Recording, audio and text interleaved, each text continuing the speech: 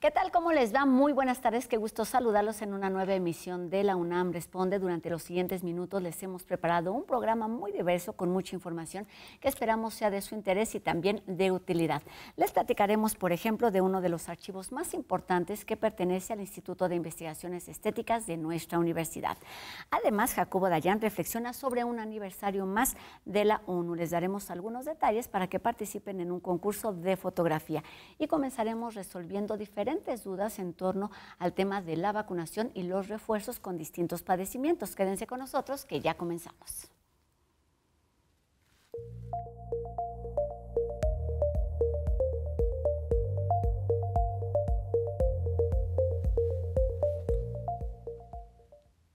Los llamados a la vacunación se han intensificado en México y bueno, las razones son diversas.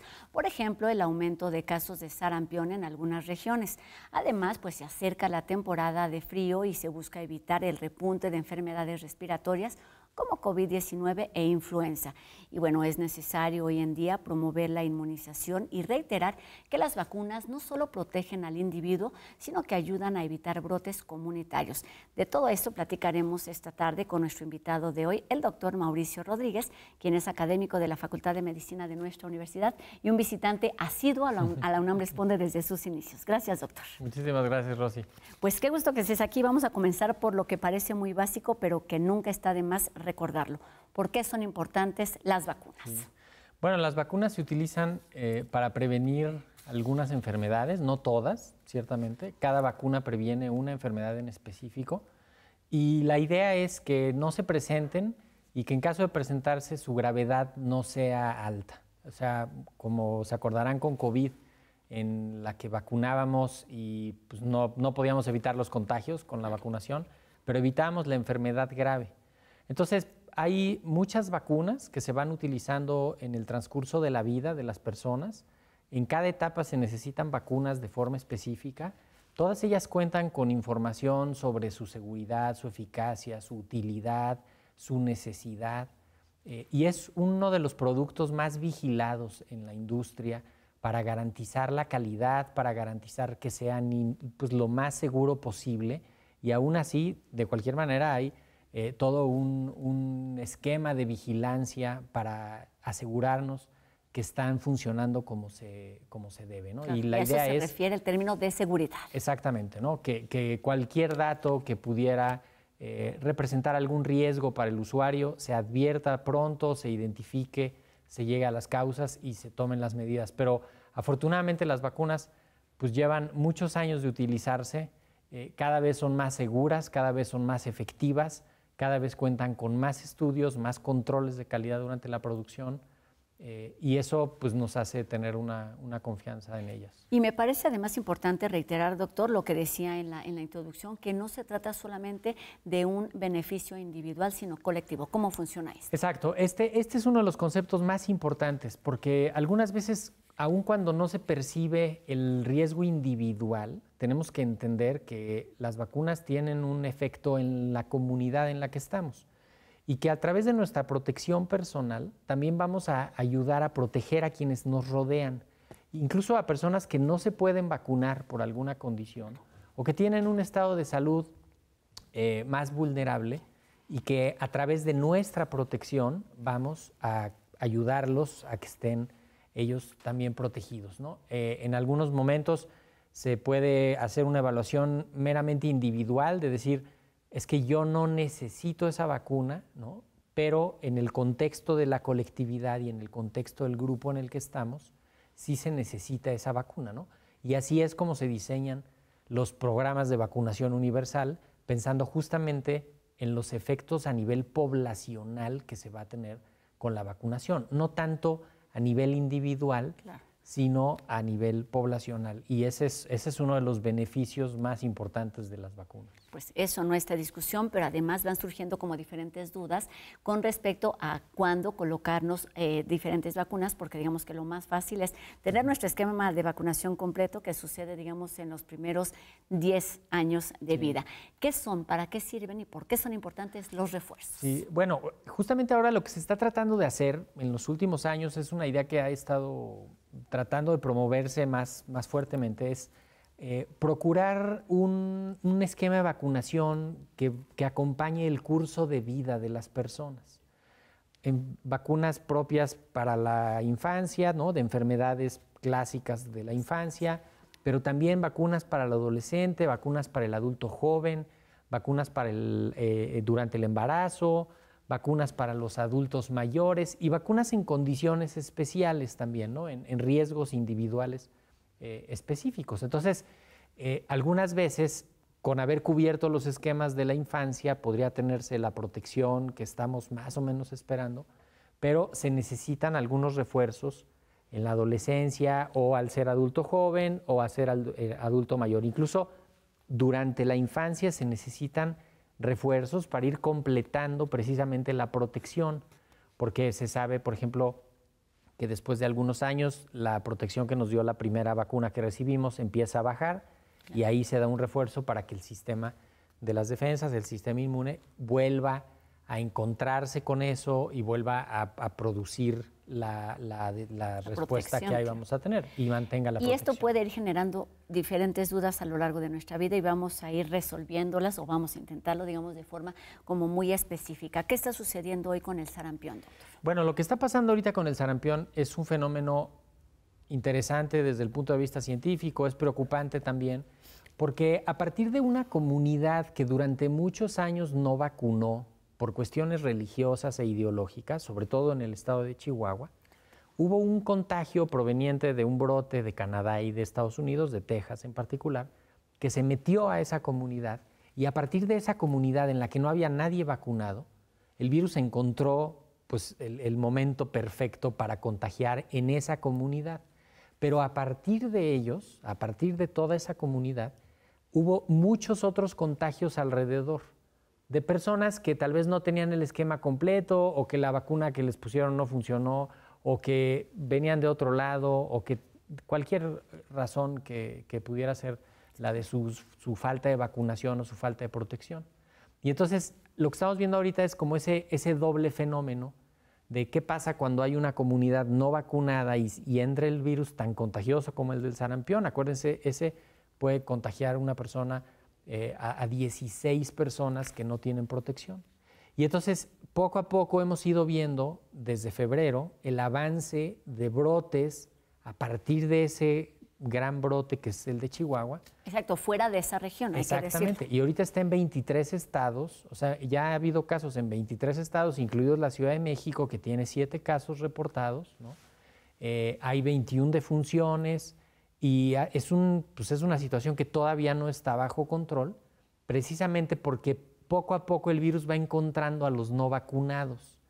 Y para contrarrestarlo, se hacen estos cercos de vacunación intensiva alrededor de los casos y en las zonas donde está habiendo más casos. Pero eso es lo que pasa cuando tienes comunidades no vacunadas y también un rezago histórico en la vacunación. Desde el año 2012 hay registros de oscilaciones en las coberturas, ¿no? Unos años con buenas coberturas, otros años con malas.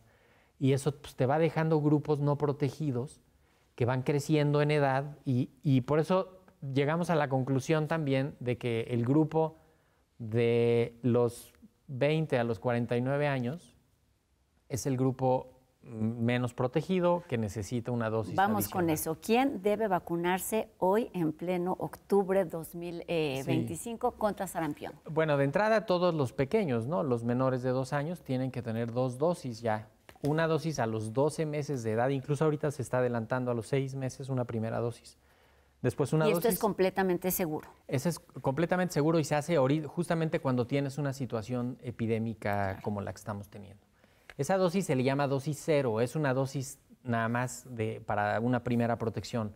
Después, a los 12 meses, reciben la dosis que les tocaría a los 12 meses y luego a los 18 meses, la segunda dosis de vacuna que para algunos sería la tercera, pero es la segunda dosis de vacuna triple viral que protege contra sarampión, rubiola y parotiditis. Seguramente hay confusión en algunas personas porque antes esa segunda dosis era hasta los 6 años y a partir de un brote que hubo en el 2020 y algunos cambios, se decidió mejor adelantar la segunda dosis a los 18 meses de edad, que son 6 meses después de la primera a los 12. Entonces, con eso ya logramos la protección de los más pequeñitos. Y luego, a partir de los 10 años, se da un refuerzo con la vacuna doble viral, que es sarampión y rubiola. Ya no tiene parotiditis, sarampión y rubiola.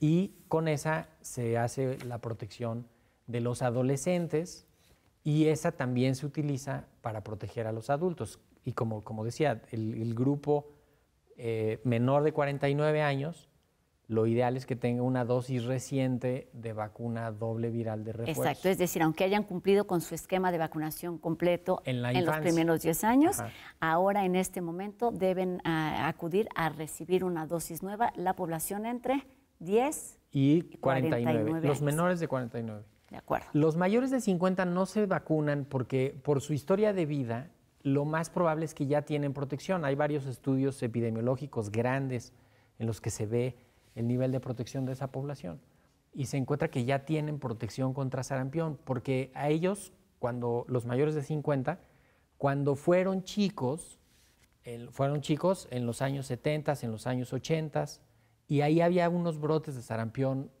grandes y la población se contagiaba prácticamente de sarampión, todo el mundo, casi, ¿no? Entonces, además recibieron vacunas en algún momento de su vida y ya tienen un nivel suficiente de protección en comparación con los menores de 49, porque a ellos ya les empezó a tocar una etapa en la que ya no había brotes. Donde estaba controlado. Después de 1991, en 1991 fue el último brote fuerte de sarampión que tuvimos. De hecho, los datos que tenemos ahorita de sarampión no los habíamos visto desde el brote del 91. Es fuertísimo. El brote que tenemos ahorita es el brote más fuerte que hemos tenido en más de 30 años. Y la alternativa hoy en día son necesariamente las vacunas. Solo la vacunación. Para evitar contagios y para evitar decesos. Exactamente. Esa vacuna sí previene los contagios. Exacto. Y eso es muy importante. El virus es muy contagioso. El sarampión es como una gripe o catarro fuerte que empieza así y que en ese momento se contagia mucho porque no se toman las medidas necesarias. Y después sale esta de las ronchitas en todo el cuerpo, pero además, bueno, hay puede haber diferentes complicaciones general, claro. Fiebre, ¿no? Y diferentes afectaciones. Podríamos seguir hablando de sarampión, pero se acerca también una temporada importante que tiene que ver con el refuerzo y con la seguridad colectiva, que es, por ejemplo, COVID e influenza. ¿Con cuál empezamos? Sí, bueno, van de la mano. Van de la mano y ya pronto comenzará. Seguramente vamos a ver los avisos en los próximos días de cuándo va a comenzar la campaña de vacunación contra influenza y COVID.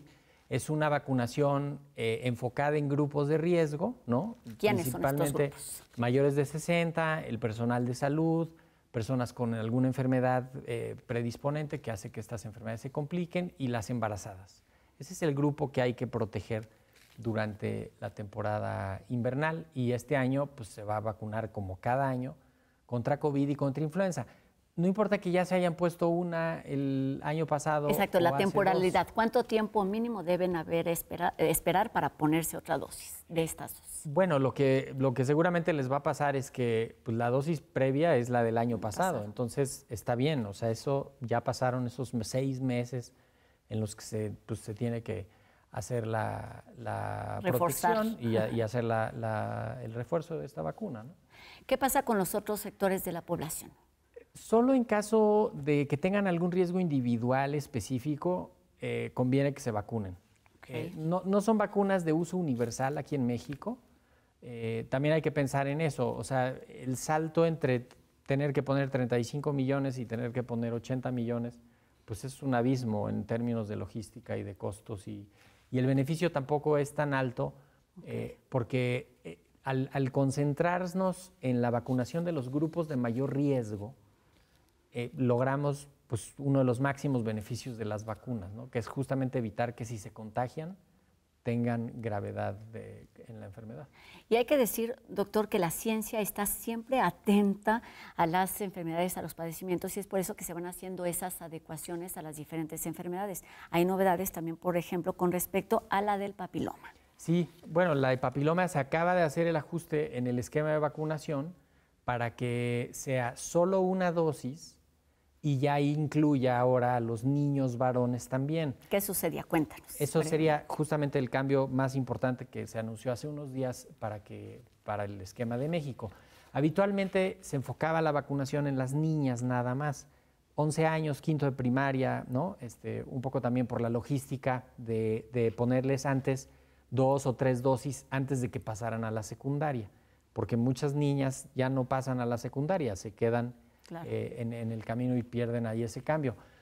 Ahora se decidió, por toda la evidencia que ya hay, que con una dosis es suficiente. Es una estrategia que le están promoviendo la Organización Mundial de la Salud, todas las agencias, muchos países están haciendo ya este cambio para poder ampliar la cobertura con más vacuna, ¿no? Necesitas menos dosis para mayores coberturas y poder incluir a los niños varones. La primera etapa de la vacunación contra papiloma fue en niñas, sí, porque son el principal grupo afectado por el virus del papiloma, que es el que termina dando cáncer cervicouterino. Los niños son portadores, pueden ser portadores del virus, los varones, y también estaba en las listas de protección, pues era lo que seguía. Claro, y hay que decir que esta es una de las vacunas que está pensada como a un largo plazo, es decir, está pensado para una protección, digamos, en los años siguientes. De por vida. De por vida. Hay muchas más vacunas, doctor, pero nos queda como poco tiempo. ¿Cuáles recomendarías que hablemos en este momento solo para terminar y quiénes deben aplicarse? No podemos dejar fuera la de tosferina. Okay. Tenemos en el país ahorita un problema de tosferina que no habíamos tenido en muchos años. Es multifactorial, pero entre otras cosas necesitamos incrementar la protección durante el embarazo. Okay. Hay una vacuna contra la tosferina en el embarazo que se llama TDPA, ¿no? T mayúscula, D minúscula, P minúscula, A minúscula, que protege al recién nacido. Se la aplicamos a la mamá en el tercer trimestre del embarazo para que haga los anticuerpos y se los pase a su bebé a través de la sangre por la placenta y ese bebé nazca con anticuerpos contra tosferina y esté protegido los primeros 2 meses de su vida, porque a los 2 meses le van a poner la vacuna hexavalente y luego la historia que por ahí continúa. Lo que se ha visto ahorita en México es que la gran mayoría de las muertes en niños menores de 1 año por tosferina, que es un dato terrible, histórico, que nunca habíamos tenido tan feo, es porque sus mamás no estaban vacunadas en el tercer trimestre, claro, porque no había antecedente de vacunación. Entonces, sí es muy importante que se recuerde que la vacuna es segura, es efectiva y la intención de dársela a la mamá en los últimos 3 meses del embarazo es para proteger al recién nacido. Exacto. Y esa es una vacuna fundamental que tenemos ahorita que promover. Tenemos que terminar como iniciamos, doctor, diciendo que las vacunas salvan vidas, salvan complicaciones, salvan hospitalizaciones o evita hospitalizaciones, complicaciones y, por supuesto, decesos que tiene que ver con un sistema de salud, digamos, sensible, que no está preparado para altos o casos muy elevados o muy numerosos de diferentes enfermedades y las vacunas son la principal herramienta de prevención. Así que dejamos 2 tareas. Una, volver a revisar este programa para tomar nota de cuáles nos tocan y cuáles no. Y la segunda, por supuesto, o la primera, estar atentos a los servicios de salud, a nuestra propia experiencia en términos de vacunas. Exactamente. Los llamados de las autoridades locales para ver qué está pasando en la localidad. Si te llaman por una dosis extra, pues tienes que ir por esa dosis extra. Si convocan a los de cierta edad para ciertas dosis, también hay que estar pendiente de eso. Eso está ocurriendo ahorita en todo el país en diferentes formas, pero seguir el calendario universal de vacunación. O sea, el esquema de vacunación universal tiene bien establecido qué vacunas, cuándo, dónde, cómo. Hay un manual de vacunación nacional y se hace un esfuerzo logístico, económico muy grande a nivel institucional para asegurar que las vacunas lleguen en tiempo y forma a los sitios para que la gente pueda ir y buscar las vacunas. Quizá en el momento que fuiste no había esa vacuna, pero pues vuélvete a acercar a los servicios, pregunta, trata de coordinar para poderlas recibir. No siempre están todas las vacunas porque hay un tema también logístico a nivel mundial de disponibilidad. Entonces hay que aprovecharlas cuando estén, hay que usarlas correctamente y recordar, las vacunas son seguras, son efectivas, son necesarias y pues ahora más que nunca tenemos que seguir confiando en ellas porque si no se acercan las enfermedades y ahí está el ejemplo de tosferina y de sarampión. Que ya no estaban y ahora están de nueva cuenta en nuestro panorama, así es que evitemos, y estando además informados es el primer paso para saber cuáles, cuándo y dónde nos tocan. Doctor Mauricio Rodríguez, académico de la Facultad de Medicina de nuestra universidad, nunca nos alcanza el tiempo, así es que te volveremos a invitar en algún otro momento. Muchas gracias. Con muchísimo gusto, Rocío, muchas gracias. Gracias, doctor, y además te oímos también en Radio UNAM todos los martes. Y bueno, ahora es momento de ponerte atento y con cámara en mano salir a capturar momentos específicos para participar en el primer concurso nacional de fotografía que organiza el Instituto de Investigaciones Sociales de nuestra universidad. Está dirigido a estudiantes de licenciatura de todo el país y tiene como tema Huellas del Tiempo, representaciones fotográficas de la sociedad mexicana, que está dedicado a la mujer indígena, esto con el propósito de reconocer su diversidad y fuerza a través de la imagen.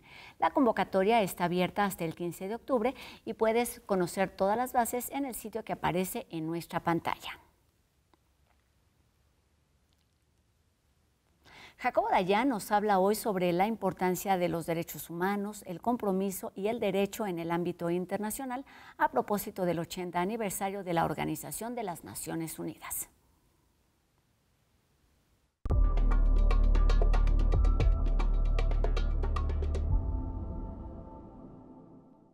En estos días la ONU cumple 80 años. La ONU es y fue el principal elemento del proyecto civilizatorio nacido en la Segunda Guerra Mundial. Después del horror de la guerra, los países crearon la ONU como el espacio para dirimir las diferencias y en la carta que da origen a este organismo queda plasmado el espíritu de aquella época. Los países grandes no utilizarían la fuerza contra los países pequeños. La ley internacional sería la que regule las relaciones entre los estados. Los derechos humanos serían la hoja de ruta de la comunidad internacional y el compromiso de la comunidad internacional para con las instituciones multilaterales e incluso los tribunales internacionales como el Tribunal Internacional de Justicia o la Corte Penal Internacional, nacida décadas después. El mundo de hoy ve ese proyecto desmoronado, si no es que muerto. La ONU dejó de ser un referente, no es de que durante los 80 años siempre lo haya sido, pero medianamente logró mantener el enfrentamiento entre los países más poderosos del mundo. Hoy la ONU dejó de serlo. El derecho internacional no es la norma. A los tribunales internacionales ningún país, mediano, grande, chico, le hace caso y los derechos humanos están en duda en todo el mundo. El proyecto nacido hace 80 años se encuentra herido y probablemente herido de muerte. Urge empezar a repensar el día después, es decir, qué instituciones serían las garantes de un nuevo proyecto civilizatorio, bajo qué acuerdos.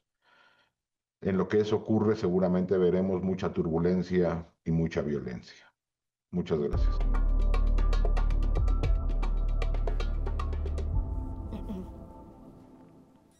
Con esto terminamos nuestro programa de hoy, agradeciendo a Ricardo Iturbe su participación en la interpretación de lengua de señas y recordándoles a todos ustedes que podemos estar en contacto a través de nuestras redes sociales. Ustedes ya las conocen y están apareciendo en este momento en nuestras pantallas. Y gracias, como siempre, a todo el equipo que hace posible esta transmisión día con día desde nuestras instalaciones aquí en TV UNAM y también allá en nuestro máster. Y a todos ustedes los invitamos para que nos acompañen el día de mañana, 2:30 de la tarde, aquí en TV UNAM. Adiós.